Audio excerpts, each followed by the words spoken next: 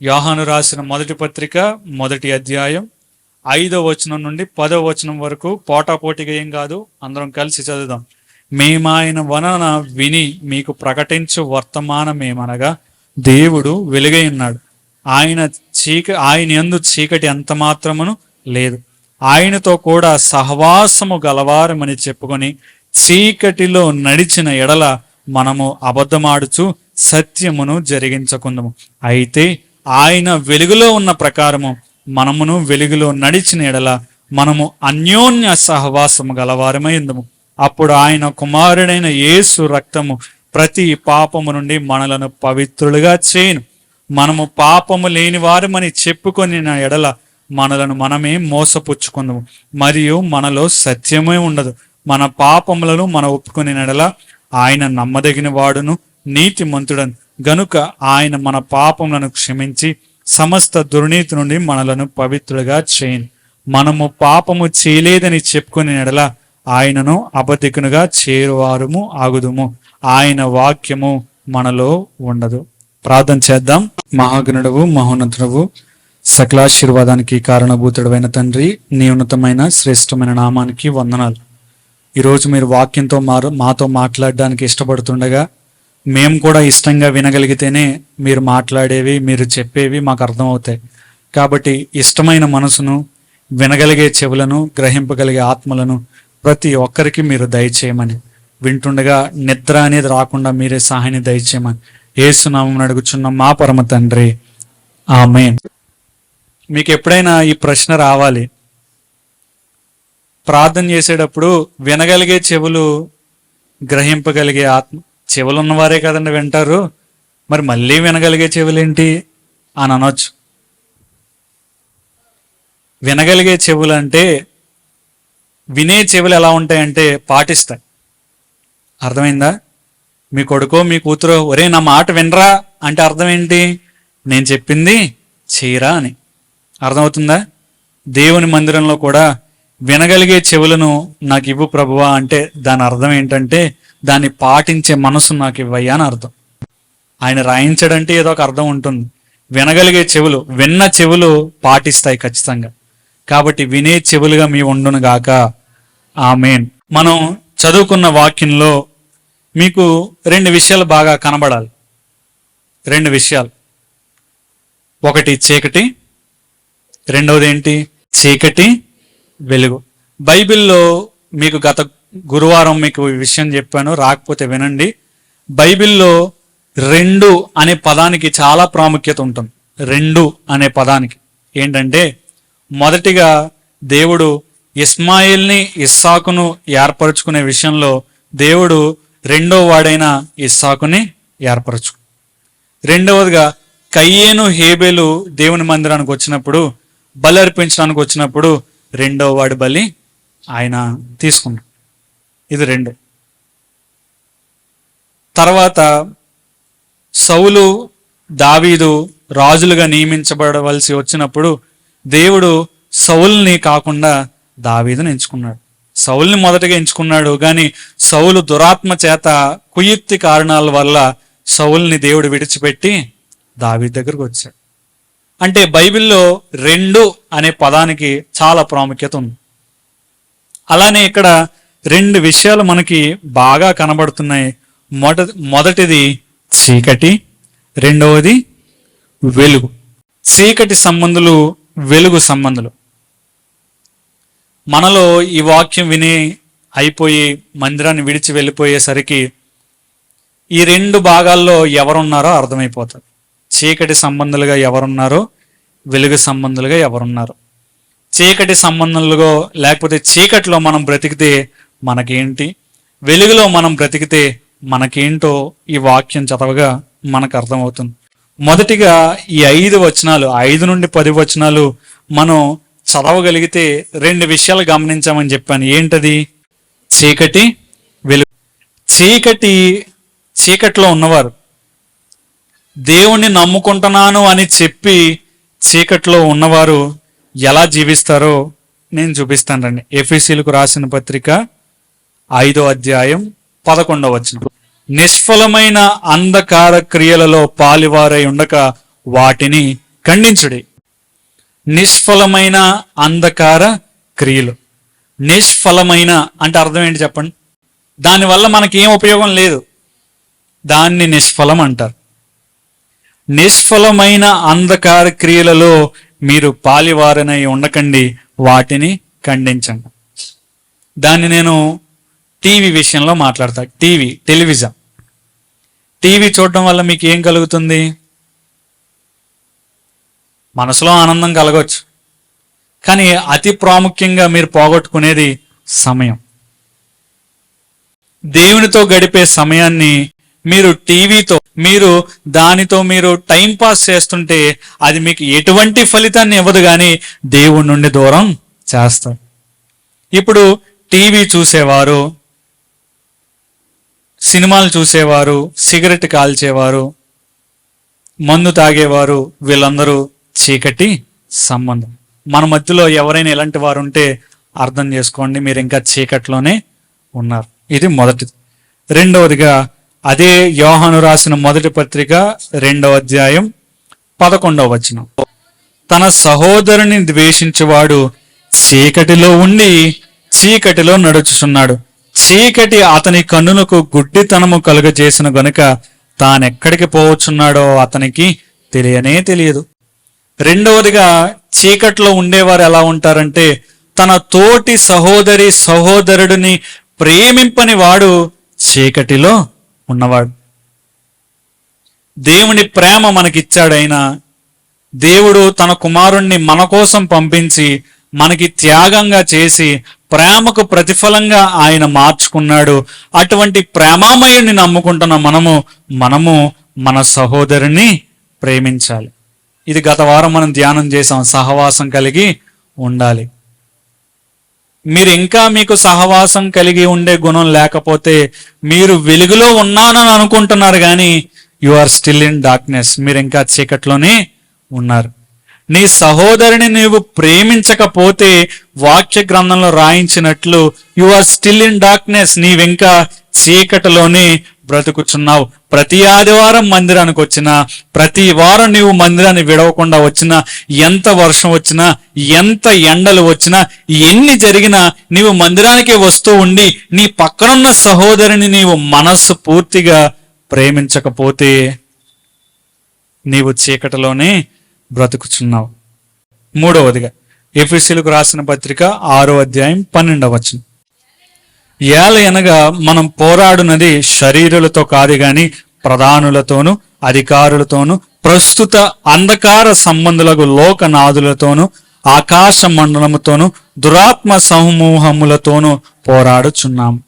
పోరాడలేని వారు చీకటిలో ఉన్నవారు. ఎవరు? మూడవదిగా పోరాడలేని వారు. ఎవరితో? సైతానుతో మనం పోరాడేంత మనం శక్తిమంతులేం కాదు. కానీ అది ఎవరి వల్ల సాధ్యం? దేవుని ఆత్మ మనకు తోడై ఉంటే సైతానును మనం ఓడించగలం. సైతాన్ అంటే 2 కొమ్మలు వేసుకొని, నల్ల తోక వేసుకొని, 2 రెక్కలు వేసుకొని నల్లగా ఉంటుంది అనుకుంటున్నారా? సైతాను చేసే కార్యాలు ఎలా ఉంటాయి చెప్పనా? వర్షం వస్తుంది కదా, మీరు రెడీ అయిపోయి కరెక్ట్గా బయలుదేరిపోదామని కూర్చున్నారు కదా, అప్పుడు వస్తుంది మీకు ఆలోచన, ఇప్పుడే కదా వర్షం మొదలైంది, ఖచ్చితంగా ఒక 5-10 నిమిషాలు ఇలాగే వస్తుంది, తర్వాత నెమ్మదవుతుంది, అప్పుడు వెళ్ళిపోదాం. ఇది దేవుడు పెట్టే ఆలోచన కాదు, సైతాను పెట్టే ఆలోచన. అదే మీరు ట్రైన్ కోసం వెళ్తుంటే ఆ ఆలోచన మీకు రాదు. ఏమో 10 నిమిషాల తర్వాత ఇంకా ఎక్కువైపోద్దేమో, ఎవరో తెలుసు, త్వరగా వెళ్ళిపోదాం అనుకుంటా. ఇది సైతాను పెట్టే ఆలోచన. ఉదాహరణ చెప్పాను అంతే. అంటే మనం ఈ లోకంతో పోరాడలేకపోతుంటే మనం చీకటి సంబంధంలోనే ఉన్నాం. మీకు బాగా ఇంకా అర్థం అవ్వాలంటే, మనకి దేవుడు 10 ఆజ్ఞలను ఇచ్చాడు నిర్గమాకాండంలో. అవి పాటించని వారందరూ చీకటి సంబంధులే. నేను కాక వేరొక దేవుడు మీకు ఉండకూడదు అన్నాడు. ఇక్కడ నేను కాక వేరొక దేవుడు, విగ్రహారాధన గురించి మాట్లాడుతున్నాడు ఆయన. దేవుని సమయాన్ని దొంగలించేది ఏదైనా విగ్రహారాధనే. అది టీవీ అవ్వచ్చు, మీ ఫోన్ అవ్వచ్చు, అది ఇతర కార్యాలు ఏదైనా. దేవుని సమయాన్ని దొంగలించి వేరే దానికి మీరు ప్రాధాన్యత ఇస్తున్నారంటే అది విగ్రహారాధన సంబంధమే. మీరు చీకట్లోనే ఉన్నారు. ఈ 10 ఆజ్ఞలు పాటించకపోయినా మనం చీకట్లోనే ఉన్నాం. నీ పొరుగువానిది ఏది ఆశించొద్దు అన్నాడు ఆయన. నీ పొరుగువానిది ఆశిస్తున్నప్పుడు నీవు చీకట్లోనే బ్రతుకుతున్నావు. చీకటి సంబంధులు ఎవరో 4 విషయాలు చెప్పాను. మొదట ఎవరు? నిష్ఫలమైన పనులు చేసేవారు, అంటే చేయకూడని పని చేసేవారు చీకటి సంబంధులని. నీ సహోదరుని ప్రేమించని వాడు చీకటి సంబంధులని. తర్వాత దేవునితో కాకుండా లోక సంబంధంతో పోరాటం చేయకపోతే మనం చీకటి సంబంధులని. తర్వాత 10 ఆజ్ఞలు పాటించకపోతే మనం చీకటి సంబంధులని మనకు అర్థమైంది. మరి వెలుగు సంబంధులు ఎవరు? ఇందాక మనం చదివాం కదా, యోహాను రాసిన మొదటి పత్రిక 2వ అధ్యాయం 10వ వచనం. తన సహోదరుని ప్రేమించువాడు వెలుగులో ఉన్నాడు, అతని యందు అభ్యంతర కారణమేది లేదు. ఎవరంట వెలుగులో ఉన్నవారు? తన సహోదరుని ప్రేమించువాడు. ఇందాక సహోదరుని ప్రేమింపని వాడు ఎవరు? చీకటి సంబంధులైతే సహోదరుని ప్రేమించేవాడు వెలుగు సంబంధం. ఇది మొదటిది. నేను సింపుల్ గా చెప్పేస్తున్నా, మీకు అర్థమవుతుంది కాబట్టి. రెండవదిగా పేతురు రాసిన మొదటి పత్రిక 1వ అధ్యాయం 15-16 వచనం. అందరూ కాగా మీరు విధేయులకు పిల్లలై మీ పూర్వపు అజ్ఞాన దశలో మీకుండిన ఆశలు అనుసరించి ప్రవర్తింపక, మిమ్మును పిలిచిన వాడు పరిశుద్ధుడై ఉన్న ప్రకారము మీరును సమస్త ప్రవర్తన యందు పరిశుద్ధుడై ఉండండి. మొదటిగా వెలుగు సంబంధులు ఎవరంటే, దేవుడు మనల్ని ఎలా ప్రేమించాడో మన సహోదరుని అలా ప్రేమించేవాడు వెలుగు సంబంధి అయితే, రెండవదిగా పరిశుద్ధంగా జీవించేవాడు.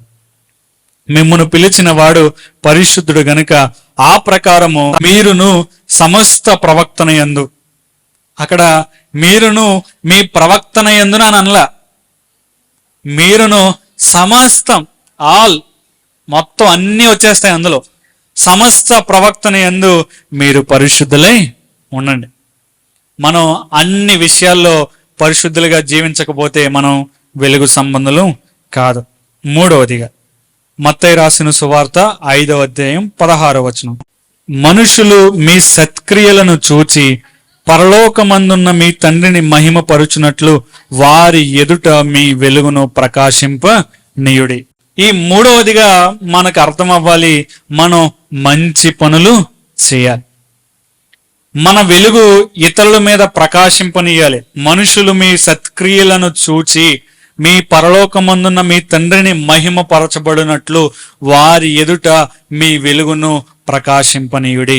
మీరు మనుషుల పట్ల మంచి కార్యాలు చేసేవారిలా ఉండాలి. వింటున్నారా?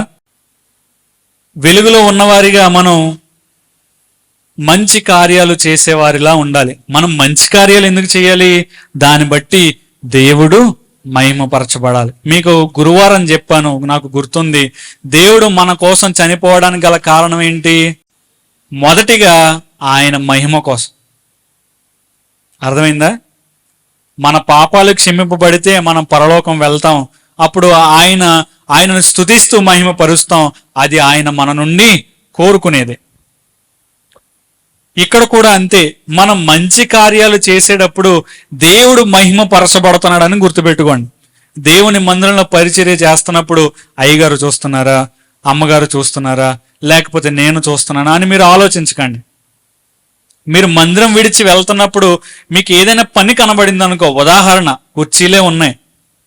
కుర్చీలు ఎప్పుడు పెట్టేవారే పెట్టాలా లైన్లో? మిగతా వారు కూడా పెట్టొచ్చు కదా. ఒకవేళ నేను ఎవరో ఒకరి పేరు చెప్పి అయ్యా మీరు ఆ కుర్చీలు తీయండి అంటే వాళ్ళు తీస్తారు, ఖచ్చితంగా తీస్తారు. కానీ వాళ్ళు నేను చెప్పినందుకు తీస్తున్నారు. అదే మీరు మంచి కార్యం చేయాలని మీరు తలంచుకున్నారు అనుకోండి, అప్పుడు ఎవరు మహిమపరచబడతారు? దేవుడు మహిమపరచబడ్డారు. ఒకరు చెప్పడం విన్నాను నేను. ఒక చర్చిలో ఒక సహోదరులు ఉంటారంట. ఎవరు? ఒక వ్యక్తి.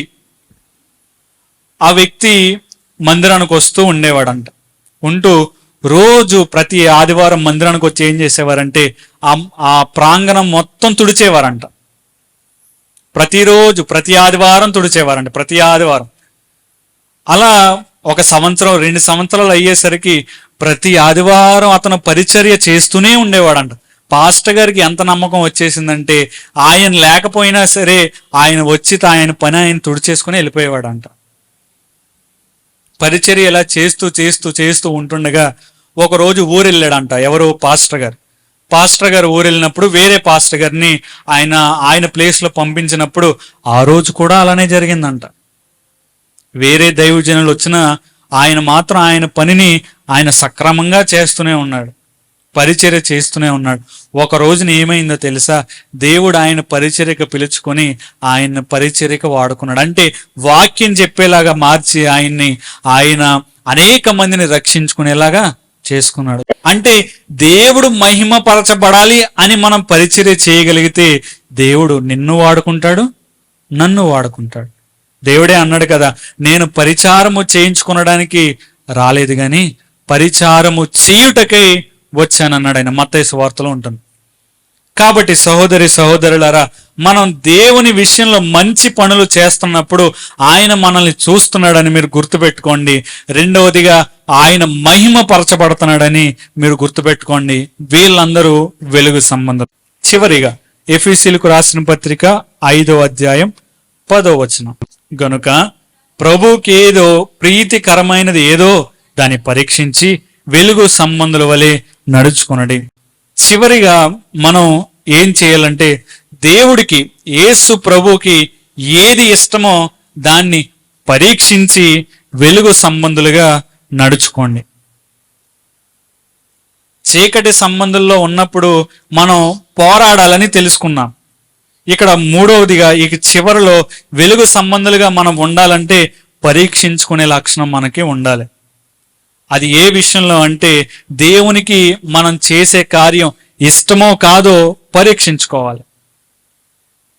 దేవునికి అయిష్టమైన కార్యాన్ని చేస్తున్నట్లయితే గుర్తుపెట్టుకోండి, మీరు చీకటి సంబంధులు. చీకటి సంబంధులందరూ ఎక్కడికి వెళ్ళిపోతారంటే నరకానికి వెళ్ళిపోతారు. ప్రకటన గ్రంథంలో ఉంటుంది. పిరికి వారును అవిశ్వాసులను అందరూ నరకానికి వెళ్ళిపోతారని అక్కడ రాయబడి ఉంటుంది. కాబట్టి దేవునికి ఇష్టమైనది ఏదో అది పరీక్షించి తెలుసుకోవాలి. దేవుడికి ఇష్టం లేనిది ముహూర్తాలు, దేవుడికి ఇష్టం లేనిది ఆచారాలు పాటించడం, దేవునికి ఇష్టం లేనిది నీ సహోదరిని నువ్వు ప్రేమింపకపోవడం. నీ సహోదరిని కనిపించే నీ సహోదరిని ప్రేమించకపోతే కనబడని నీ సహోదరిని నీవు ఎలా ప్రేమిస్తావు అనే ప్రశ్న వేశాడు ఆయన. కాబట్టి మనం తెలుసుకున్నట్లుగా మనం చీకటి సంబంధంలో ఉన్నామా, వెలుగు సంబంధంలో ఉన్నామా అనేది ఒక్కసారి జ్ఞాపకం చేసుకోండి. ప్రకటన గ్రంథం 21వ అధ్యాయం 8వ వచనం.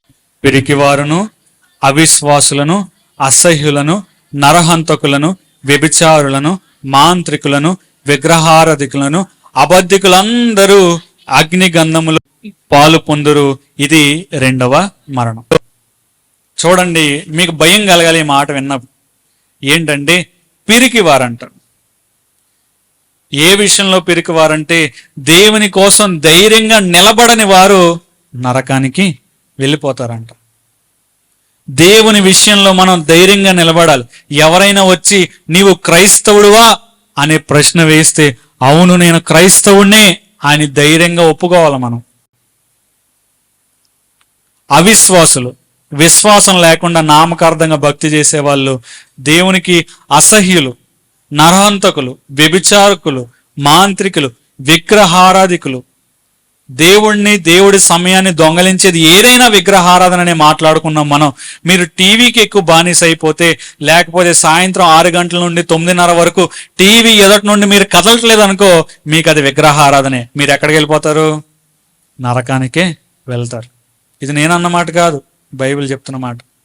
కాబట్టి ఆలోచించండి, మనం చీకటి సంబంధంలో ఉన్నామా, వెలుగు సంబంధంలో ఉన్నామా? మీకు ఈ 2 వ్యత్యాసాలు చెప్పినప్పుడు మీకు అర్థమైపోవాలి, మనం చీకట్లో ఉన్నాము, వెలుగులో ఉన్నాం. దేవునికి ఇష్టమైన మంచి కార్యాలు చేయకుండా నిష్ఫలమైన కార్యాలు చేస్తూ మన సహోదరుని ప్రేమించకుండా ఈ లోకాన్ని, సాతానుని మనం పోరాడకుండా ఉన్నట్లయితే మనం ఇంకా చీకటి సంబంధాలుగానే ఉన్నాం. మనం నరకానికి వెళ్ళిపోవడానికి అతి దగ్గరగా ఉన్నాం. ఇలా అంటున్నా నన్ను బాధపడకండి, ఇది వాస్తవం. ఈ లక్షణాలు, చీకటిలో ఉన్న వారి లక్షణాలు మనం ధ్యానం చేశాం. మీరు ఇంకా చీకటిలోనే ఉన్నారేమో ఆలోచించండి. దేవుని సమయాన్ని దొంగలించేది ఏదైనా మనం చీకటిలో ఉన్నట్లే. ఈ 5 వచనాలు మరలా చదువుదాం. యోహాను రాసిన మొదటి పత్రిక 1వ అధ్యాయం 5 నుండి 10వ వచనం వరకు. మేము ఆయన వలన విని మీకు ప్రకటించు వర్తమానమేమనగా దేవుడు వెలుగై ఉన్నాడు, ఆయన యందు చీకటి ఎంత మాత్రము లేదు. చాలు. దేవుడు ఏమై ఉన్నాడు? వెలుగై ఉన్నాడు. ప్రారంభంలోనే ఆదికాండం మొదటి 10 వచనాల్లోనే దేవుడు వెలుగుని చీకటిని వేరు చేశాడు. ప్రారంభంలోనే, ఆది ప్రారంభంలోనే, భూమి ప్రారంభంలోనే ఎప్పటికీ దేవుడు వెలుగుని చీకటిని వేరు చేస్తానే ఉన్నాడు. నీవు దేవుని బిడ్డవో కాదో మనకి ఎలా తెలుస్తుందంటే నీవు వెలుగు సంబంధవో చీకటి సంబంధవో. దేవుడు వెలుగై ఉన్నాడు గనుక ఆయన యందు చీకటి అనేది ఎంత మాత్రం లేదు. కరెంటు పోయింది, ఏమైపోయింది? మొత్తం చీకటి అయిపోయింది. సడన్ గా లైట్ ఆన్ అయింది, చీకటి ఏమైపోయింది? వెళ్ళిపోయింది. అలానే మీరు దేవుని వెలుగులోనికి వచ్చినప్పుడు ఇంతకు ముందు ఉన్న పాప కార్యాలన్నీ పోవాలి. వెలుగు వచ్చినప్పుడు చీకటి ఎలా పోయిందో, మీరు ఇంతకు ముందు దేవునికి అయిష్టంగా జీవించిన, అన్య మతాచారాలు పాటిస్తూ జీవిస్తూ మీకు ఇష్టం వచ్చినట్టుగా జీవించారు కదా, ఇప్పుడు మీరు వెలుగులోనికి ప్రవేశించినప్పుడు ఇంతకు ముందు ఉన్న చీకటి అంతా పోవాలి. ఇలా పోకపోతే మీరు ఇంకా చీకటి సంబంధులే. లోకపరమైన ఆశలతో లోకానికి తగ్గట్టుగా జీవిస్తున్నారేమో మీరు. కొత్తగా ఇల్లు కట్టుకుంటే వేరే వాళ్ళ ఇంటికి వెళ్ళరు చాలామంది. ఎవరైనా చనిపోతే వెళ్ళరు. ఇలాంటి వారందరూ చీకటి సంబంధం. మనం దేవుణ్ణి నమ్ముకున్నాం, మనం వెలుగుగా ఉన్నాం. ఇప్పుడు ఎవరైనా చనిపోయారనుకో, వెలుగుగా ఉన్న మనం వారి ఇంట్లో ఒకరు చనిపోయారంటే వారు చీకట్లో ఉన్నారు. ఇప్పుడు వారు చీకట్లో ఉన్నప్పుడు మనం వెళ్తే ఏమవుతుంది? వెలుగు వస్తుంది, వారికి ఆదరణ కలుగుతుంది. ఆదరణ ఎలా కలుగుతుందో చెప్పనా? మనసులో ఉన్న మాట వారు చెప్పుకున్నప్పుడే ఆదరణ కలుగుతుంది. మీరు ఎవరైనా చనిపోయిన వారి ఇంటికి వెళ్ళినప్పుడు వారు ఏదైనా చెప్తున్నప్పుడు వినలేదనుకోండి, వారు ఏడుస్తూనే ఉంటారు. ఆవిడ చెప్తున్నప్పుడు మీరు విన్నారనుకోండి, అవునా వదినా, ఎన్ని గంటలకు జరిగింది? రాత్రి జరిగిందమ్మా. అవునా, ఎలా జరిగింది? ఏమో బాత్రూమ్కి వెళ్ళాడు, వస్తా వస్తా కాలు జారి పడిపోయాడు, ఇంకా లేవలేదు. గమనించండి, ఆవిడ తర్వాత ఏడదు ఇంకా. ఎందుకని? మనసులో ఉన్నదంతా కక్కేసింది బయటికి. మనం క్రైస్తవులంగా ఒకరికి ఆదరణగా ఉండాలి, మాదిరిగా ఉండాలి. చీకటికి వెలుగుకి పొత్తు ఎంత మాత్రం లేదు. కాబట్టి మనం చీకటిలో బతకూడదు. దేవుడు వెలుగై ఉన్నాడు గనుక ఆ వెలుగుని స్వీకరిస్తున్న మనము మన పాప జీవితాన్ని అంతటినీ విడిచిపెట్టేసి మరలా వెలుగులో ఉన్నాం. కాబట్టి మన వెలుగు ఇతరులకు కూడా ప్రకాశింపజేయాలి. ఒకటి గమనించండి, ఇప్పుడు ఒక లైట్ వేశాను, చీకటిగా ఉందంతా. ఇప్పుడు ఈ చివరి లైట్ వేసాను, మీరు బయట ఉన్నారు, కనిపిస్తుందా లేదా? ఖచ్చితంగా కనిపిస్తుంది. చిన్న లైట్ అయినా కనిపిస్తుంది. స్పాట్ లైట్ అంటారు తెలుసా? చిన్నపిల్లలు ఆడుకుంటారు, రెడ్ కలర్ది వేస్తా ఉంటే స్పైడర్ బొమ్మ ఏవేవో వస్తాయి. అది చూడండి, అంత చీకటిగా ఉంటది. ఇక్కడి నుంచి వేస్తాడు వాడు, అక్కడ కొబ్బరి చెట్టు మీద కనబడుతుంది మీకు. ఎంత లైటు? ఇంతే. అంత చీకట్లో కూడా మీకు ఆ లైట్ ఎలా కనబడుతుందో, ఆ వెలుగు ఎలా కనబడుతుందో, మనం కూడా ఈ పాపపు లోకపు చీకటిలో ఉన్నప్పుడు మన వెలుగు కూడా అలాగే ప్రకాశింపజేయాలి. అదే నిజమైన క్రైస్తవుడి యొక్క లక్షణం. కష్టం వచ్చినప్పుడు, నష్టం వచ్చినప్పుడు, చీకటిలో మనం కమ్ముకుంటున్న వేళ ఆయన మనల్ని ఆదరిస్తాడు. అటువంటి సమయంలో మనం వెలుగులోనికి వెళ్ళాలి.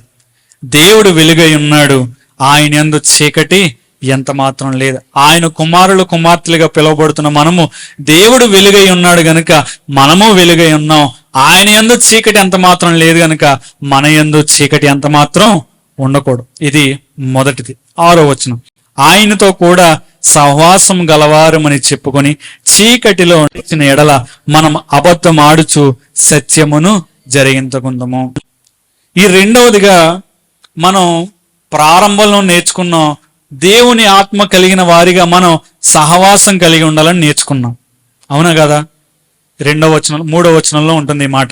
మనం దేవుని బిడ్డలుగా మనం సహవాసం కలిగి ఉండాలి. మరి దేవుని ప్రజలతో సహవాసం కలిగి ఉండాలి, దేవునితో కూడా సహవాసం కలిగి ఉండాలి.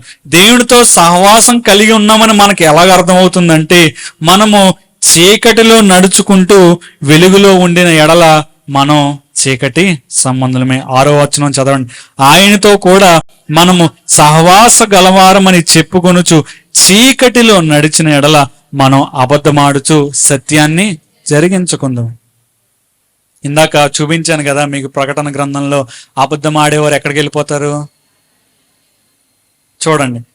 మనం వెలుగులో ఉన్నామని వెలుగు వేషాన్ని వేసుకొని ఇంకా చీకటిలోనే ఉంటే మనం అబద్ధాన్ని ఆడుతున్నాం. ఆయన 10 ఆజ్ఞలలో ఒక ఆజ్ఞ అబద్ధం ఆడొద్దు అన్నాడు.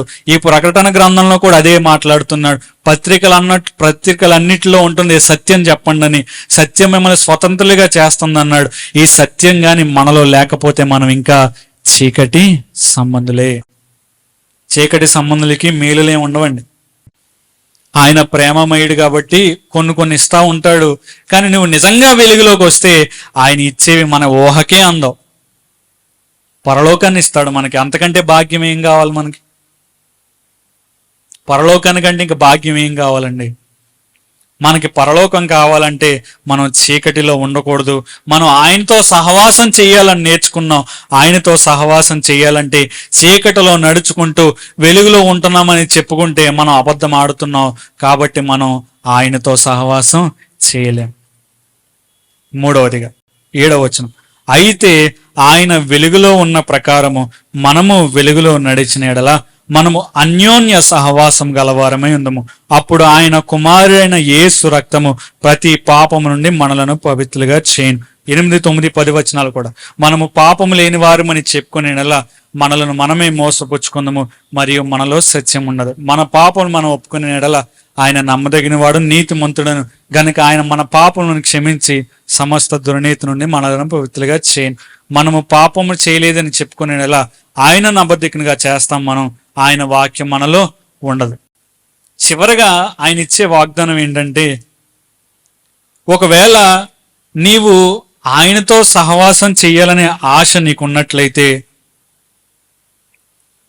ఆయనతో అన్యోన్య సహవాసం కలిగి నీవు జీవించాలనుకున్నట్లయితే, దేవుని ఆత్మ కలిగిన ప్రజలుగా మనం సహవాసం కలిగి ఉండాలి. గనుక మనం దేవునితో సహవాసం కలిగి ఉండాలి అని మనం నిశ్చయించుకున్నట్లయితే, ఈ 7వ వచనం ప్రకారం ఆయన వెలుగులో ఉన్న ప్రకారము మనము వెలుగులో నడవాలి.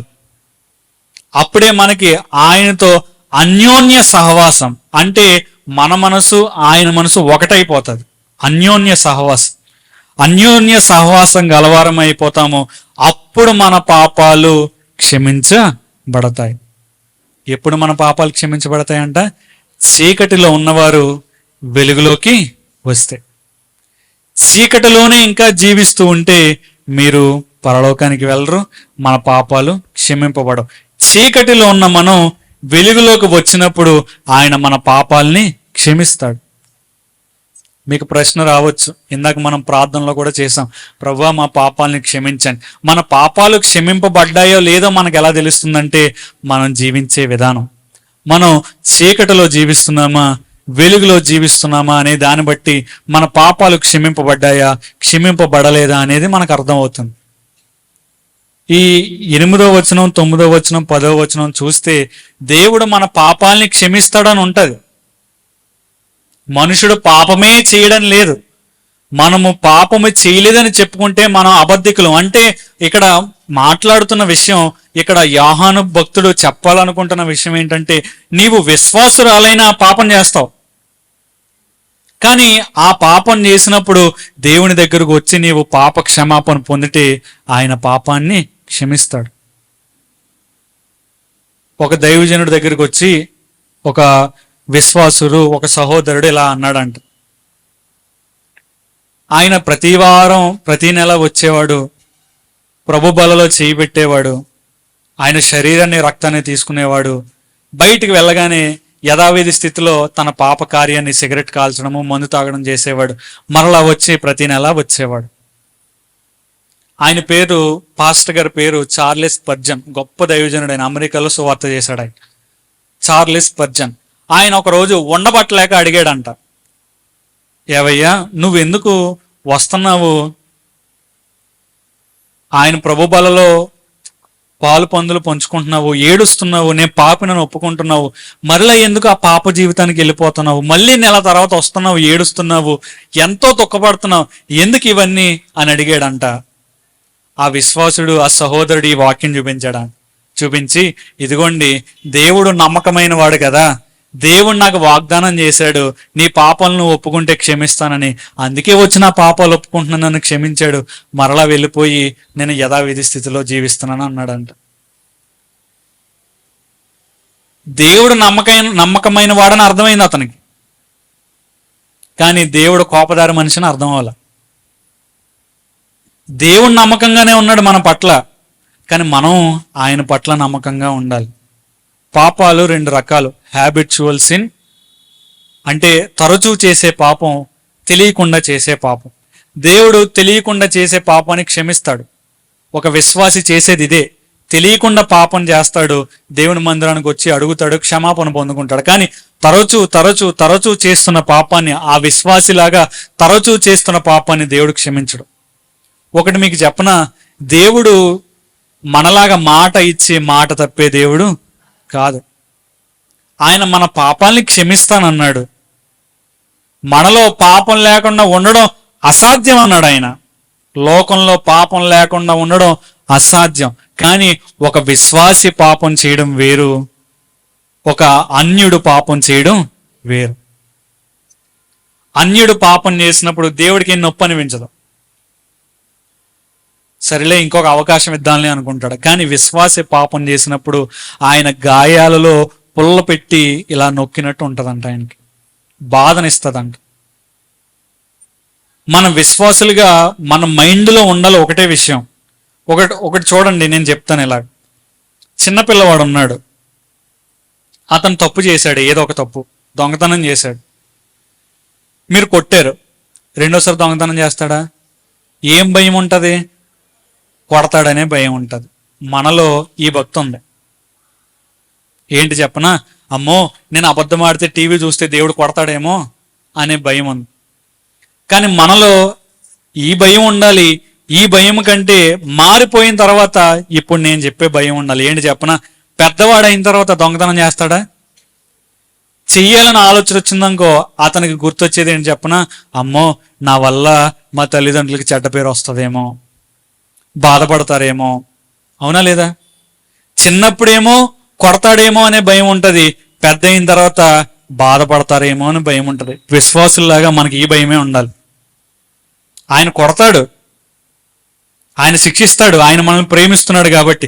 కానీ మనకి ఉండాల్సిన భయం, మారిపోయాం మనం, పాపలోకాన్ని విడిచి చీకటిలో నుండి వెలుగులోకి వచ్చాం కదా, మనకు ఉండాల్సిన భయం ఏంటి చెప్పనా, అయ్యో ఇప్పుడు నేను గాని అబద్ధం ఆడితే, ఇప్పుడు నేను గాని టీవీ చూస్తే, ఇప్పుడు నేను గాని పరుల విషయంలో నేను తప్పుడు సాక్ష్యం పలికితే, నేను గాని అందరూ జీవిస్తున్నట్లు జీవిస్తే, లోకపరమైన ఆచారాలు పాటిస్తూ ఉంటే నా దేవుణ్ణి నేను బాధ పెడతాను కదా అనే ఆలోచన, భక్తి మనకు ఉండాలి. ఇలా ఉన్నప్పుడు మీరు పాపం చేయాలనే ఆలోచన ఎంత మాత్రం రాదు, తప్పు చేయాలనే ఆలోచన రాదు, వెలుగులోనే ఉండాలనుకుంటారు మీరు. ఆయన క్షమిస్తాడు. ఫెయిత్ఫుల్ గాడ్, ఆయన నమ్మకమైన దేవుడు. మనం పాట పాడతాం కదా, నమ్మకమైన దేవుడవైనా నీవే చాలు యేసయ్యా, నేనేమయ్యున్నా ఏ స్థితిలో ఉన్నా, నేనేమయ్యున్నా ఏ స్థితిలో ఉన్నా, ఇంకేమి కోరుకోనయా, ఇంకేమి కోరుకోనయా. ఆయన నమ్మకమైన దేవుడే, కానీ మనం ఆయన పట్ల నమ్మకంగా ఉండట్లే. ఆయన మనతో నిబంధన చేసుకున్నాడు. ఏంటి ఆ నిబంధన? మన కోసం రక్తాన్ని చిందించి, మనం ఎప్పుడైతే చీకటిలో నుండి ఎప్పుడైతే మనం వెలుగులోకి వస్తామో, మనం మలినమైన వస్త్రాలని ఆయన శుభ్రం చేసి తెల్లగా మార్చడానికి సిద్ధంగా ఉన్నాడు. కానీ నీవు సిద్ధంగా ఉన్నావా? నీ వస్త్రాన్ని మలినం చేసుకుని ఉన్నాం కదా, మురికి పట్టించేసుకుని ఉన్నాం కదా, ఆ వస్త్రాన్ని దేవుని యొద్ద కడుక్కోవడానికి సిద్ధంగా ఉన్నావా? ఆలోచించండి. నీవు సిద్ధంగా లేకపోతే you are still in darkness, నీవు ఇంకా చీకట్లోనే ఉన్నావు. వెలుగులోనివి ఎంత మాత్రం లేవు. వెలుగులో ఉన్నాననే భ్రమలో ఉన్నారు మీరు, అంతే. ఇమాజినేషన్, ఆ ఇమాజినేషన్లో ఉన్నారు మీరు. ఇమాజినేషన్లో ఉంటే మీరు ఇంకా చీకట్లోనే ఉన్నారు. వెలుగులోకి రండి, దేవుని యొద్దకు రండి. దేవుడు వెలుగై ఉన్నాడు. దేవుడు వెలుగై ఉన్నాడు గనుక మన యందు చీకటి ఎంత మాత్రం ఉండకూడదు అన్నాడు ఆయన. ఇంకా చీకటికి సంబంధించిన లక్షణాలు మీలో ఏమన్నా ఉన్నాయేమో గుర్తించండి. ఏమర్థమైంది ఇప్పుడు వాక్యం బట్టి? మీరు జవాబు చెప్పొద్దు, కానీ మీరు ఆలోచించుకోండి.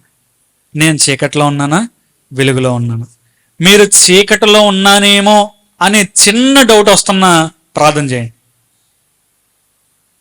చీకట్లో ఉన్నానేమో, ఈ విషయం దేవునికి ఇష్టం లేదేమో, ఈ విషయం చేయడం వల్ల దేవుని నామాన్ని నేను మహిమపరచబడట్లేదేమో అని చిన్న డౌట్ వచ్చినా మీరు ప్రార్థన చేయండి. దేవుడు మిమ్మల్ని వెలుగులోనికి రాణిస్తాడు. మనం వెలుగులో నడుచుకోవాలంటే మనం దేవుని చిత్తం చేయాలి. ఒకటే, మీరు అడగొచ్చు, అయ్యగారు చీకటి సంబంధాలు అన్నారు, వెలుగు సంబంధాలు ఉన్నారు, మాకు ఏం వద్దండి, వెలుగులో ఎలా జీవించాలో చెప్పండి చాలు అని అడిగేవారు ఎవరైనా ఉన్నారా? మేము చీకటిలో ఇంకా జీవించాలనుకోవట్లేదు, ఇంతకుముందు ఏదో ఒక చిన్న కార్యంలో అయినా నేను చీకటిలో జీవించాను, ఇంకా నేను చీకటిలో ఉండాలనుకోవట్లేదు, వెలుగులోనే ఉండాలనుకుంటున్నాను, ఏం చేయాలో చెప్పండి అనేవాళ్ళు ఉన్నారా? అనేవాళ్ళు ఉన్నట్లయితే మనం ఏం చేయాలో చెప్తాను చూడండి. రోమీయులకు రాసిన పత్రిక 12వ అధ్యాయం 2వ వచనం. మీరు ఈ లోక మర్యాదను అనుసరింపక ఉత్తమమును అనుకూలమును సంపూర్ణమయ్యున్న దేవుని చిత్త మీద పరీక్షించి తెలుసుకున్నట్లు మీ మనస్సు మారి నూతన మగుట వలన రూపాంతరం పొందండి. మనం చీకటిలో జీవించాలని ఆశ లేదు మనకి. దేవుని మందిరానికి వచ్చాం, వాక్యం విన్నాం, చీకట్లో ఉంటే మనకి ఏ మేలులు రావని, చీకట్లో ఉంటే దేవుని పరలోకాన్ని మనకి ఇవ్వడానికి మనకు అర్థమైపోయింది. ఇప్పుడు అర్థమైనప్పుడు అది మనకు రాదని తెలిసినప్పుడు ఏం చేస్తే వస్తుందో కూడా బైబిల్లోనే రాయించి పెట్టాడు ఆయన. ఏం చేస్తే వస్తుంది? ఈ 2వ వచనం శ్రద్ధగా చదివితే మనకు అర్థమవుతుంది. మీరు ఈ లోక మర్యాదను అనుసరింపక. మనం ఏం చేయాలంట? లోక మర్యాదను అనుసరింపక. లోక మర్యాదనంటే లోకానికి తగ్గట్టు మనం జీవించకుండా. ఒక పడవ సముద్రంలో వెళ్తుంది, అది సముద్రం మీద వెళ్ళినంతసేపు ఎలా ఉంటది? చక్కగా ముందుకెళ్తుంది కదా. సముద్రం మీద వెళ్ళినంతసేపు చక్కగా ముందుకెళ్తుంది. ఇప్పుడు సముద్రంలో ఉన్న వాటరు ఒక 10 బకెట్లు అందులోకి వచ్చినాయి అనుకో, ఏమవుతుంది? వెంటనే మునిగిపోవడం ప్రారంభం అవుతుంది. మనం కూడా అంతే. ఈ లోకాన్ని మనం మర్యాదించాలని చెప్పి, లోకాన్ని మర్యాదించడం అంటే ఏంటి చెప్పనా? మీ చుట్టాలు మీ బంధువులు ఏదో అనుకుంటారని చెప్పి ఎవరైనా చనిపోతే 3వ రోజేమో మా చేత కార్యక్రమం పెట్టించుకుంటారు, 9వ రోజేమో మీరు పెట్టుకుంటారు. ఇదే లోక మర్యాదను అనుసరించడం అంటే. పడవ సముద్రం మీద అయినా ఉండాలి, ఒడ్డు మీద అయినా ఉండాలి, అంతేగాని సముద్రం ఉన్న నీళ్లు పడవలో ఉన్నాయి ఇంకేమవుతుంది? నేను ఇంకో ఉదాహరణ చెప్పనా? మీరు వేడిగా అయినా ఉండండి, 2 కాకుండా ఉంటే నా నోటి నుండి ఉమ్మేస్తాను అన్నాడు ఆయన. ఉమ్మేస్తాడు మన మీద. ఎప్పుడు? ఈ లోక మర్యాదను అనుసరిస్తే. చీకట్లో ఉన్నారు వీళ్ళంతా, వెలుగులో ఉన్నానని వెలుగు వస్త్రం వేసుకొని చీకట్లో జీవిస్తున్నారు. సైతాను మన కళ్ళకి గుడ్డితనం కలుగజేసింది. మనం చేసేదే భక్తి అనుకుంటున్నాం మనం, కానీ చీకట్లో ఉన్నానో అర్థం అవట్లే మనకి. దైవజనుల్ని మనం ఆనందంగా చూస్తున్నాం అనుకుంటున్నాం, మనం దైవజనుల ఎదుట పేరు పొందుకోవాలనుకుంటున్నామేమో. పేరు రాదు, చీకటి సంబంధాలుగా అయిపోతాం మనం. మరి ఏం చేయాలి మనం ఈ లోక మర్యాదని అనుసరింపక. బాగుంది అయ్యగారు, లోకానికి నచ్చినట్టు ఉండొద్దు అన్నారు, మరి ఏం చేయము? పక్కనే ఉంది చూడండి. ఉత్తమమును అనుకూలమును సంపూర్ణమైన దేవుని చిత్త మీద పరీక్షించి తెలుసుకున్నట్లు మీ మనస్సు మారి నూతన మగుట వలన రూపాంతరము పొందండి. ఈ లోక మర్యాదను అనుసరింపకుండా మనం ఏం చేయాలి చెప్పనా? దేవుని చిత్త మీద పరీక్షించి మనం తెలుసుకోవాలి. యోహాను పత్రికలోనే ఉంటుంది, తీకండి.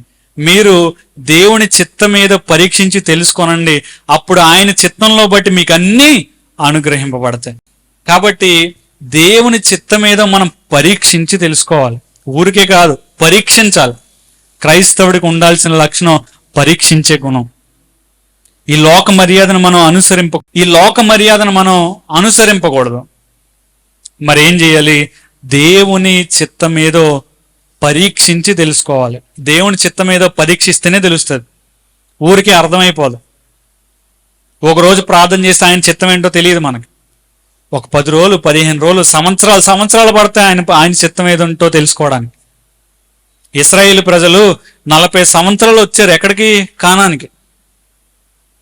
ఆయన చిత్తం ఏంటో తెలుసు, కానీ ఆయన చిత్తం నెరవేరడానికి ఎన్ని సంవత్సరాలు పట్టింది? 40. ఎవరి వల్ల? ఇశ్రాయేల్ వల్లే. వారు వంక టింకరగా నడుస్తుంటే దేవుడికి నచ్చక ఒకసారి చంపేద్దాం అనుకున్నాడు. ఒకసారి మోషేనే నీకు పిల్లల్ని పుట్టిస్తాను, వాళ్ళని పంపిస్తానన్నాడు. చివరికి 2 పంపించాడు. కాబట్టి ఆలోచించండి, మనం దేవుని చిత్తం ఏదో పరీక్షించి తెలుసుకోవాలి. ఇలా తెలుసుకుంటేనే మనం వెలుగులో ఉన్నట్టు. లోకాన్ని అనుసరించకుండా మారు మనసు పొంది మనం దేవుని చిత్తం ఏదో తెలుసుకుంటమే వెలుగులో ఉన్నట్టు. అప్పుడే దేవుడు మనల్ని ఆశీర్వదిస్తాడు. మీరు మందిరానికి రావడమే కాదు, ఇతరులను కూడా మందిరానికి నడిపించండి వెలుగు సంబంధంలాగా. వెలుగు తనకొక్కదానికి వెలుగునివ్వదు, చుట్టూ ఉన్న వారందరికీ వెలుగునిస్తుంది. అవునా లేదా? వెలుగు సంబంధులుగా పిలువబడుతున్న మనము రక్షించబడితే సరిపోదు, లోకంలో రక్షించబడాల్సిన వారు చాలా మంది ఉన్నారు. ఒక విషయం చెప్తానండి, దేవుడు సేవకులను ఎందుకు ఏర్పరచుకోవాలి? దేవదూతల చేత చెప్పించవచ్చు కదా. మీకు వచ్చిందా డౌట్? నాకు వచ్చింది చాలాసార్లు. ప్రభువా, నీ దగ్గర కోట్ల దేవదూతలు ఉన్నాయి కదా, మరి ఎందుకు మమ్మల్ని ఏర్పరచుకున్నావు? ఎందుకు నీ ప్రజల్ని ఏర్పరచుకుంటున్నావు? ఎందుకు? అంత అవసరం ఏముంది? నీ దేవదూత ఒక దేవదూత ఈ మా మధ్యలోకి వచ్చి చెప్తే మేము వినవా? చచ్చినట్టు వినరా? ఇప్పుడు దేవదూత మన మధ్యకి వచ్చి, ఇదిగో దేవుడు మనల్ని ఆయన మనల్ని సృష్టించాడు కాబట్టి మనం ఆయన మాట వినాలంటే మీరు వినరా? వినరా? మరి దేవుడు ఎందుకని మనుషుల్ని ఏర్పరచుకుంటున్నాడు? ఎందుకంటే ఆయన భూమిని నోటితో సృష్టించాడు. అవునా? చెట్లను చెప్పండి, చెట్లను, వెలుగును, చీకటిని, సముద్రాన్ని, సముద్రంలో ఉన్న జీవుల్ని, భూమి మీద ఉన్న జీవుల్ని, మనుషుణ్ణి.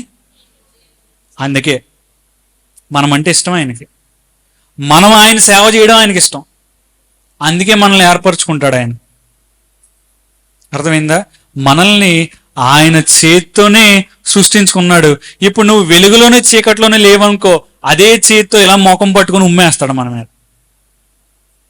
ఆలోచించండి. మనం చీకటి సంబంధుల్లా ఉండకూడదు, వెలుగు సంబంధుల్లాగా ఉండాలంటే మనం దేవుని చిత్తం ఏదో పరీక్షించి తెలుసుకుంటే మనం రూపాంతరం పొందుతాం, నూతనంగా మార్చబడుతాం. మొదట జన్మించిన వాడు వెళ్ళడు, రెండవసారి మరలా దేవునిలో మారు మనసు పొందిన వాడే ఆ వ్యక్తి మాత్రమే పరలోకం వెళ్ళగలడు. మరి వెలుగులో నడవడం ఏంటి? ఇప్పుడు ఆ చీకట్లో నడుస్తున్నామో లేదా మాకు ఎలా తెలుస్తుంది అన్నారు. ఎలా తెలుస్తుంది? దేవుని చిత్తం ఏదో మనం పరీక్షించి తెలుసుకుంటే మనం వెలుగులో ఉన్నామో చీకటిలో ఉన్నామో తెలుస్తుంది. బాగుంది. మరి ఇప్పుడు వెలుగులో నడిస్తే మాకేంటి? ఏది రాకపోతే మనం చేయం కదా. ఏదో ఒక అవసరం ఉండాలి. ఏదో ఒక అవసరం లేకపోతే దాన్ని మనం చెయ్యం. ఇప్పుడు అవసరం తెలుసుకుందాం. ఇప్పుడు మనం వెలుగులో నడిస్తే మనకేంటి? తీయండి, చూపిస్తాను. యోహాను రాసిన మొదటి పత్రిక 1వ అధ్యాయం 9వ వచనం చూడండి. మన పాపములను మనం ఒప్పుకునే ఎడల ఆయన నమ్మదగిన వాడు, నీతిమంతుడను గనుక ఆయన మన పాపములను క్షమించి సమస్త దుర్నీతి నుండి మనల్ని పవిత్రులుగా చేయను. చాలు. మనం వెలుగులో నడిస్తే మనకేంటంటే మనకి పాపం ఉండదు. సింపుల్. మనం వెలుగులో నడిస్తే మనకి ఏంటంటే ఆయన నమ్మదగిన వాడు గనుక వెలుగులో నడిచిన ప్రతి ఒక్కరూ ఎలా ఉంటారంటే వారి వారి పాపాలను దేవుని ఎదుట ఒప్పుకుంటారు. ఒక విషయం, చీకటిలో మీరు ఏం చేసినా కనబడుతుందా? దొంగలు ఎందుకు రాత్రే వస్తారు? 2 విషయాలు. ఒకటి, మనం పడుకొని ఉంటాం. 2, చీకటి, ఎవరు కనబడరు. పాపం చేసేవారు కూడా ఇలా చీకట్లోనే చేస్తారు. అంటే చీకటి అంటే ఎవరూ లేనప్పుడు, 2 వ్యక్తులే ఉన్నప్పుడు, 4 గోడల మధ్య ఇలాంటప్పుడే చేస్తారు చీకటి. అదే ఆ చీకటి ప్లేస్లో వెలుగు ఉందనుకోండి, చేస్తారా? దొంగోడు దొంగతనం చేస్తున్నప్పుడు సడన్గా లైట్ వెలిగిందనుకో, చేస్తాడా? ఒక గొంతేసి బయటికి పరిగెడతాడు, అవునా లేదా? అంటే మనం చీకటిలో నడవట్లేదు, వెలుగులో నడుస్తున్నామని మనకు ఎలా తెలుస్తుంది అంటే, మనం చేసిన పాపాలన్నీ దేవుని ఎదుట మనం ఒప్పుకుంటున్నప్పుడు మనకు అర్థమైపోతుంది మనం చీకటిలో నుండి మెల్లమెల్లగా దేవుడు చేపట్టుకొని వెలుగులోకి లాగుతున్నాడు. చీకటిలో నుండి వెలుగులోకి వస్తే మనకేంటంటే మన పాపాలన్నీ దేవుడు తుడిచేస్తాడు. మీకు మరీ ముఖ్యంగా చెప్పాలి, ఆయన మన పాపాలని జ్ఞాపకమే చేసుకోడు ఆయన. డౌట్ ఉంటుంది, ఇప్పుడు నేను అబద్ధం ఆడాను, నా పాప క్షమాపణ పొందాను, ఇప్పుడు మరలా దేవుడు గుర్తు చేసుకుంటాడేమో పైకి వెళ్ళిన తర్వాత. ఉండదండి అలా. మీరు ఒక్కసారి పాపాన్ని ఒప్పుకొని దేవుని ఎదుట క్షమాపణ పొందారంటే, మీరు ఇంకా పాపం మరలా చేయలేదంటే ఇంకా మీరే వదిలేసినప్పుడు దేవుడు ఎందుకు గుర్తుపెట్టుకుంటాడు? దావీదు పాపం చేశాడు, ఒప్పుకున్నాడు, దేవుడు గుర్తుపెట్టుకున్నాడా? కాబట్టి మనం కూడా మన పాపాలని దేవుని ఎదుట విడిచిపెట్టినప్పుడు ఆయన నమ్మకస్తుడు, నమ్మకమైన దేవుడు. కాబట్టి మన పాపాలని క్షమిస్తాడు, మనల్ని వెలుగులోకి నడిపిస్తాడు. పాపాలని క్షమింపబడ్డం అంటే ఏంటి? మనం పరలోకం వెళ్ళిపోతాం ఇండైరెక్ట్. మన పాపాలు క్షమింపబడ్డాయంటే సిలువలో పక్కన ఒక సిలువ వేయబడ్డాడు. ఇగో ప్రభువా నన్ను నీ రాజ్యంలో చేర్చుకో అంటే, ఇదిగో నీ పాపాలు క్షమింపబడ్డాయి, నీవు నేడు నాతో పాటు ఎక్కడుంటావు అంటే, మన పాపాలు క్షమింపబడితేనే దేవుడు వెలుగై ఉన్నాడు. మన పాపాలు క్షమింపబడితేనే ఆ వెలుగై ఉన్న దేవుని దగ్గరికి వెళ్ళగలం. ఇప్పుడు చెప్పండి, మనం వెలుగులో ఉండడం వల్ల ప్రయోజనం ఏంటి? దేవునితో చిరకాలం పరలోకంలో నివసించగలం. మారు మనసు పొంది దేవుని ఎదుటకు వచ్చే వారందరూ వెలుగులో ఉన్నవారే.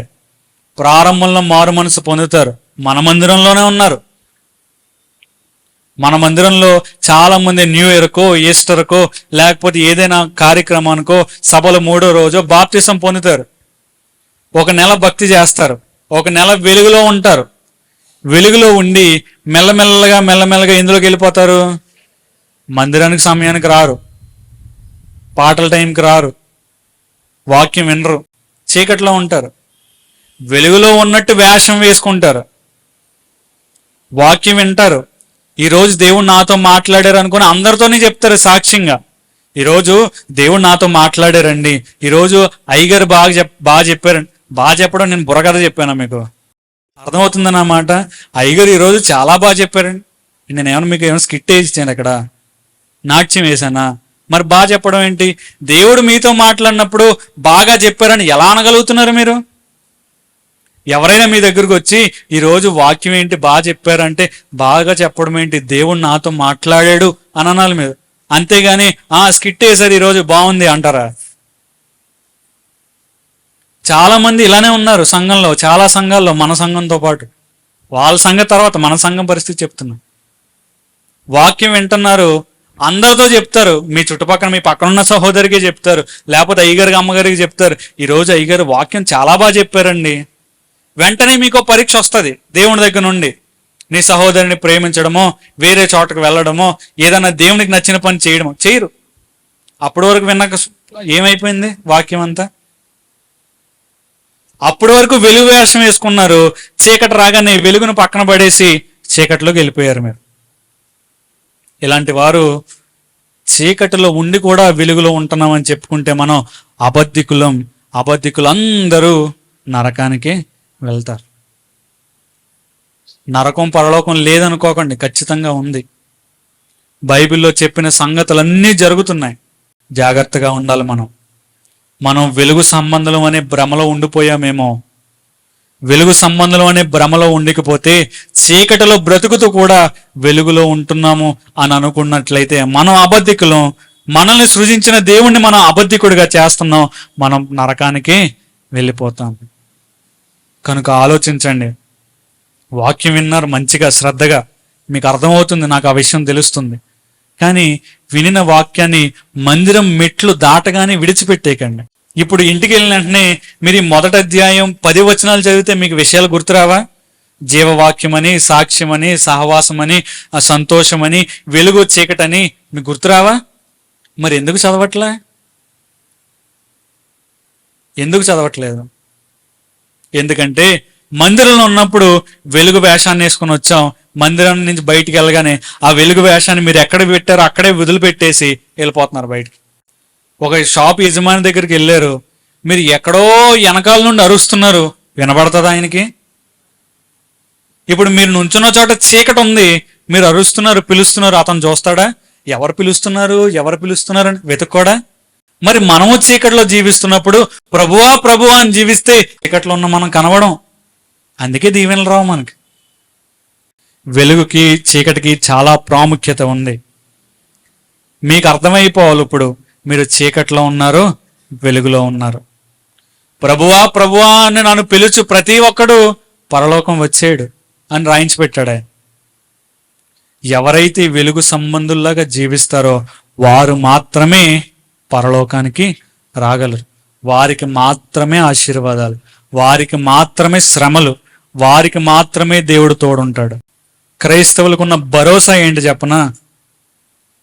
క్రైస్తవులకి, వెలుగులో ఉన్నవారికి, చీకటిలో ఉన్నవారికి భరోసా ఏంటి చెప్పనా? వెలుగులో ఉన్న మనకి కష్టం వచ్చినా, నష్టం వచ్చినా, ఏమొచ్చినా దేవుడు నాకు తోడున్నాడు, నేను వెలుగులో ఉన్నాననే భరోసా ఉంటుంది. చీకట్లో ఉన్నవారు ఏం చేస్తారు చెప్పనా? ఇక్కడ కాదని చెప్పి అక్కడికి వెళ్ళి ఏదో కట్టించుకుంటారు. ఇక్కడ అవ్వలేదని చెప్పి అక్కడికి వెళ్ళి అక్కడ నిమ్మకాయ కడతారు. ఇక్కడ కాదు అక్కడికి వెళ్ళాలని చెప్పి ఇంటికి వెళ్ళి తీస్తారు. ఎవరిల్లంతా ఆలోచించండి. దగ్గర మీ పిల్లలకి పిల్ల పుట్టినప్పుడు బాగా ఏడుస్తున్నారు, ఇంకేం చేస్తారు మీరు? మొట్టమొదట ఏం చేస్తారు? ప్రార్థన చేస్తారా? ఉప్పులో ఏమో అంతా ఉన్నది నీలో ఉన్న దేవునిలో. ఆలోచించండి, ఉప్పులో ఏముంది? అది రుచిని ఇస్తుంది అంతే కూరకి. ఇప్పుడు అది టప్ టప్ టప్ అని పేలుతున్నంత మాత్రాన దిష్టంతా పోతున్నట్ట. ఏంటి పోయేది? మీలో ఉన్నవాడు గొప్పవాడని చెప్తున్నాడు ఆయన. మనలో ఉన్నవాడు గొప్పవాడు, మనం నమ్ముకున్న దేవుడు గొప్పవాడు, అందులో ఏం లేదండి. మీరు వెలుగులో ఉన్నప్పుడే మీలో ఉంది కార్యం. మోషే కర్ర పట్టుకున్నాడు, సముద్రం దగ్గరికి వెళ్ళాడు. కర్రతో అనగానే పోయిందా? దేవునికి ప్రార్థించిన తర్వాత కర్ర చూపించకపోయిందా? ఎవరిలో ఉంది శక్తి? కర్ర పడేశాడు, పాము అయింది. అటు పక్కన వాళ్ళకి పాము అయింది. కానీ దేవుడు తోడున్నాడు కాబట్టి ఈ పాము వెళ్ళి ఆ పాముని ఏం చేసింది? మింగేసింది. మన కష్టాలు కూడా అలానే పోతాయి ఎప్పుడు? దేవుని మీద ఆధారపడినప్పుడు. లోక పద్ధతులు పాటించకండి, అవి నిష్ప్రయోజనం, నిష్ఫలాలు. దానివల్ల మనకి ఏం ఉపయోగం ఉండదు. దాని వలన మనల్ని నరకానికి లాగుతాడు తప్ప సైతాను పరలోకానికి లాగేవాడు ఉండడు. నీవు తిరిగి వస్తే దేవుడు నిన్ను ఆనందంగా స్వీకరించడానికి సిద్ధంగా ఉన్నాడు. నీవు తిరిగి ప్రభువా నేను ఇప్పటి వరకు చీకటిలోనే జీవించానయ్యా, ఈ రోజు నుంచి వెలుగు సంబంధాలుగా జీవిస్తాను, నా వల్ల అయితే కాదు కానీ నీ ఆత్మ నాకు ఇచ్చినప్పుడు నేను ఖచ్చితంగా అయ్యా ఎదిరించగలను ఈ లోకాన్ని, ఖచ్చితంగా చీకటి నుండి వెలుగులోకి నేను జీవించగలను ప్రభువా అని దేవుని సహాయం నీవు కోరగలిగితే నీకు ఆయన సిద్ధంగా ఉన్నాడు నిన్ను బలపరచడానికి. మరి మీరు సిద్ధంగా ఉన్నారా? దేవుడు ఎవరిని బలవంతం పెట్టడండి. దేవుడు వచ్చి మారకపోతే చంపేస్తాను అంటే మారతారు. కానీ దేవుడు ఎవరిని బలవంత పెట్టట్లేదు. మనం దేవుని పట్ల నేను సిద్ధం ప్రభువా అని నీవు చెప్పగలిగితే ఆయన కార్యం చేయడానికి సిద్ధంగా ఉన్నాడు. చీకటి శక్తులలో, చీకటి బంధకాల్లో, చీకటిలో బ్రతుకుతున్న మనల్ని ప్రభువా నేను సిద్ధంగా ఉన్నాను వెలుగులోకి రావడానికి, ఇదిగో నా చేయి పైకి పట్టుకొని లాగు అని నీవు అనగలిగితే ఆయన పట్టుకొని లాగడానికి సిద్ధంగా ఉన్నాడు. నీవు సిద్ధంగా ఉన్నావా? నీ మనసు సిద్ధంగా ఉందా? నీ ఆలోచన విధానం సిద్ధంగా ఉందా? దేవుడు నన్ను అడుగుతాడు, నీకు చెప్పింది నువ్వు చెప్పావా? నేను చెప్పాను ప్రభువా. సరే, పక్కనుండి మీ దగ్గరకు వస్తాడు, లెక్క అడుగుతాడు. పాట ఉంటుంది కదా, చూస్తున్నాడమ్మా చెల్లి చూస్తున్నాడమ్మా, నీవు చేసే పనులన్నీ చూస్తున్నాడమ్మా, అడుగుతాడమ్మా లెక్క అడుగుతాడమ్మా, నీవు చేసే పనులన్నీ అడుగుతాడమ్మా. అడుగుతాడు ఖచ్చితంగా, నన్ను అడుగుతాడు. వాక్యం చెప్పావు కదా, జీవించావా? నీకు నేను చెప్పినట్టు నువ్వు చేసావా? నేను చెప్పమన్నట్టు ఉన్నది ఉన్నట్టు చెప్పావా? అవును ప్రభు, పక్కనుండి అంటాడు. మీరు వస్తారు ఒక్కొక్కరు, రండి ద్రాక్షారం క్రీస్తు మహిమ మందిరం వాళ్ళు రండి అంటాడు. నిలబడతారు, ఒక వ్యక్తి చూస్తాడు. వాక్యం వెల్లడయ్యేసప్పుడు నేను పడుకోలేదు ప్రభు అని మీరు చెప్తారు. లేదు ప్రభు పడుకుంది ఇవిడి అని చెప్తే మన మీద సాక్ష్యాలు. నాలిక సాక్ష్యం చెప్తుంది పైకి వెళ్ళిన తర్వాత. లేదు ప్రభు నేను అసలు చెడ్డ మాటలే మాట్లాడు. నాలిక చెప్తుంది. ఏమైపోతాం మనం? పెద్దయ్య గారు పెద్దమ్మ గారు స్థాపించబడిన నాటి నుండి మందిరానికి వస్తున్నామే. ఒక్కొక్కరికి 4 పదులు 5 పదులు సంవత్సరాల వయసు ఉంది. అంత ఎక్స్పీరియన్స్ మనకుంది. ఇంత ఎక్స్పీరియన్స్తో ఎప్పుడైనా ఒక యవనస్తున్నైనా నువ్వు మార్చగలిగావా? బయట ఉన్న వాళ్ళ విషయం తర్వాత, మనం మందిరంలో ఉన్న యవనస్తుడితో నీకున్న ఎక్స్పీరియన్స్తో వారిని ఎప్పుడైనా మార్చగలిగావా? మన యవనస్తులు మారిపోయారండి. మాట్లాడి చూడండి, వాళ్ళకి ఎన్ని డౌట్లు ఉంటాయో. నీకున్న ఆ ఎక్స్పీరియన్స్ని, నీకున్న ఆ మెచ్యూరిటీని, క్రైస్తవంలో నీకున్న ఆ ఎక్స్పీరియన్స్ని ఎప్పుడైనా ఇతరులతో పంచుకున్నావా? నువ్వు ఏం ప్రయోజనం? నీకున్న ఎక్స్పీరియన్స్కి నీవు మన మందిరంలో యవనస్తును నువ్వు తయారు చేయలేవా? వారిని బలపరచాలి కదా. ఆ బాధ్యత ఎవరిది? మనదే కదా. పౌలు భక్తుడు తిమోతిని తీతుకుని ఎందుకు ఏర్పరచుకున్నాడు? బలపరిచాడు వారిని. బర్నబా లేకపోయి ఉంటే పౌలు వచ్చేవాడు కాదు. బర్నబా లేకపోతే పౌలు వచ్చేవాడు కాదు. మీరు లేకపోతే మన చర్చిలో యవనస్తులు బలపడరు. దేవుడు మనకి ఇచ్చాడు ఒక ధన్యత, ఒక పరిచర్య. ఏంటి? ఎక్స్పీరియన్స్. దేవుని మందిరంలో ఎన్నో సంవత్సరాల నుంచి వస్తున్నాం కదా. మీకు తెలిసింది నాకు తెలియకపోవచ్చు, నాకు తెలిసింది మీకు తెలియకపోవచ్చు. మీరు వెళ్ళి వాళ్ళతో పంచుకోండి, వారితో మాట్లాడుతూ ఉండండి తరచు. ఈరోజు బైబిల్ చదివావా? అక్కడే సహోదర ప్రేమ చూపించాలి. అక్కడే మనకు పరీక్ష ఎదురవుతుంది. అప్పుడు చూపించండి సహోదర ప్రేమ. ప్రయాసపడి భారం మోస్తున్న సమస్త ప్రజలారా నా యొద్దకు రండి, మీకు విశ్రాంతిని కలుగజేస్తానన్నాడు. మనకి విశ్రాంతిని ఇచ్చాడు. ఈ విశ్రాంతిని అందరికీ ఇవ్వాలి కదా. మరి నా ప్రయత్నం ఏంటి? నా ప్రయత్నం ఏంటి? నాకు ఒక ప్లాట్ఫామ్ని ఏర్పరిచేశాడు దేవుడు. అయ్యగారు అమ్మగారి ద్వారా నాకు ఒక ప్లాట్ఫామ్ని ఇచ్చాడు. నేను మాట్లాడగలను, మీతో మాట్లాడుతున్నా. మరి మీకున్న ఎక్స్పీరియన్స్ని బట్టి, అనుభవం బట్టి మీరు నేర్పించండి యవనస్తులకి. వారిని ముందుండి ప్రోత్సహించండి. ఇదిగో ఈ పని చెయ్యి. వారి పని చేస్తున్నప్పుడు మీరు కూడా చెయ్యాలి. మీరు చేస్తున్నప్పుడే వాళ్ళు చేయగలరు.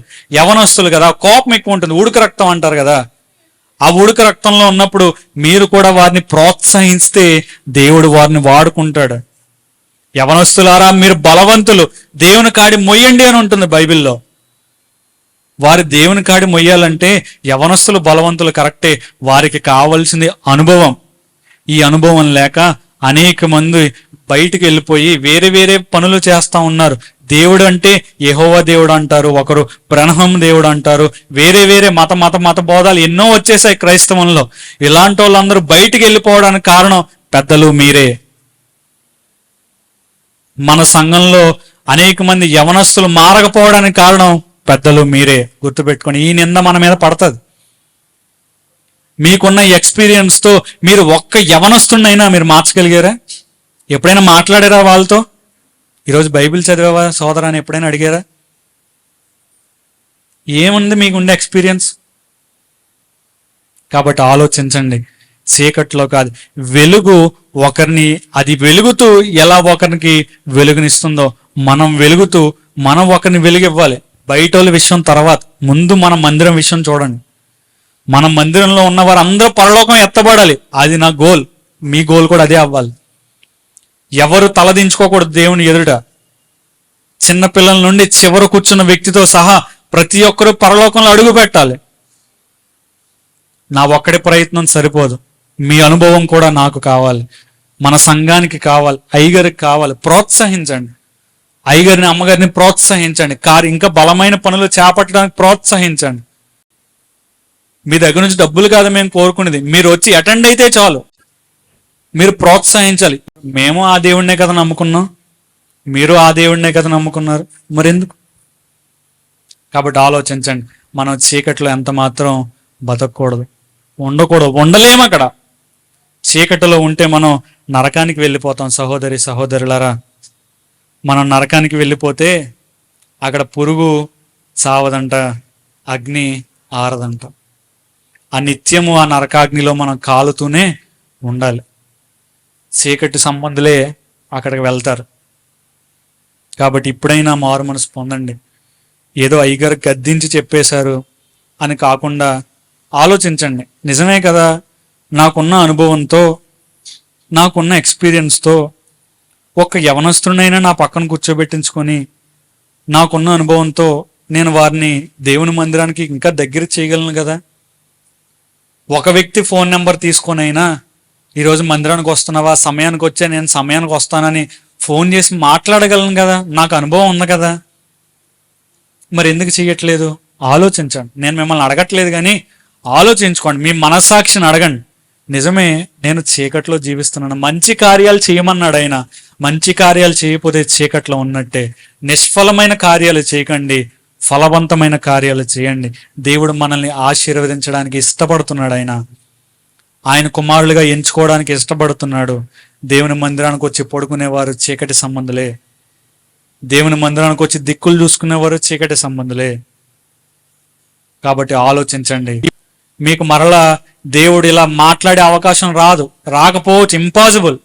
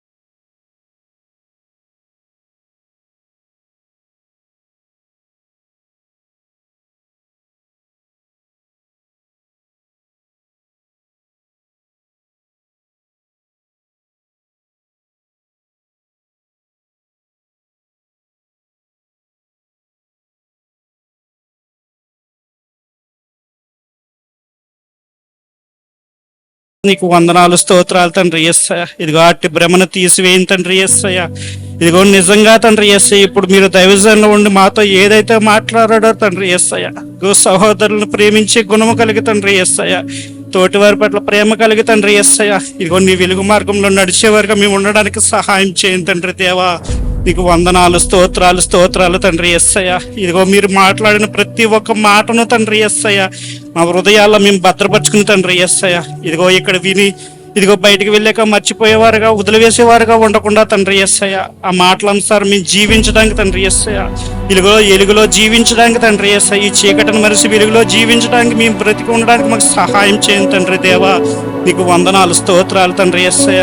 ఇదిగో ఎవరైనా తండ్రి యేసయ్య ఇంకా తెలియక తప్పులు చేస్తున్నారేమో తండ్రి యేసయ్య, వారందరికీ ఒకసారి కనువింపు కలిగించండి తండ్రి యేసయ్య. వారందరూ మారడానికి సహాయం చేయండి. ప్రతి ఒక్క బిడ్డ రక్షించబడి తండ్రి యేసయ్య, ఇదిగో మేమందరము మీ రాజ్యంలో ప్రవేశించడానికి మాకు సహాయం చేయమని, ఇదిగో మీ కుమారుడు మా పాప రక్షకుడైన యేసుక్రీస్తు వారి పుణ్యపదం మిక్కిలి బ్రతిమాలి వేడుకుంటాం.